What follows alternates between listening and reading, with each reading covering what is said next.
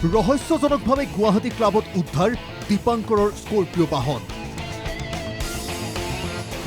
ক'ত আত্মগোপন হাজাৰ হাজাৰ কোটি টকীয়া কেলেংকাৰীৰ খলনায়কৰ।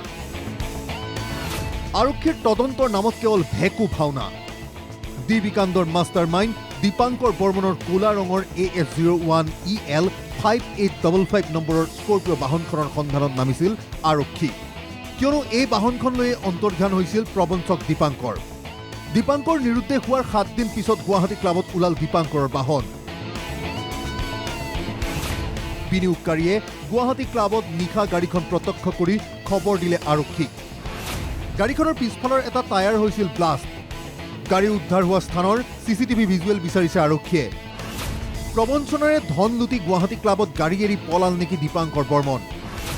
নে কোনো লোকে আহি এৰি থৈ গ'ল বাহনখন?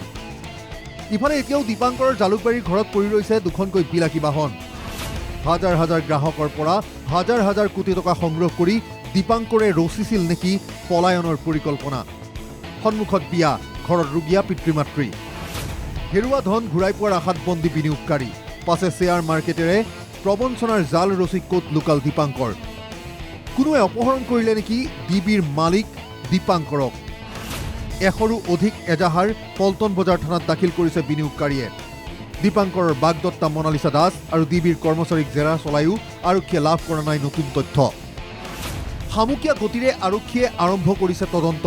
প্ৰশ্ন হয়, আৰক্ষীয়ে বিচাৰি উলিয়াব পাৰিবনে প্ৰবঞ্চক দীপাংকৰ বৰ্মনক?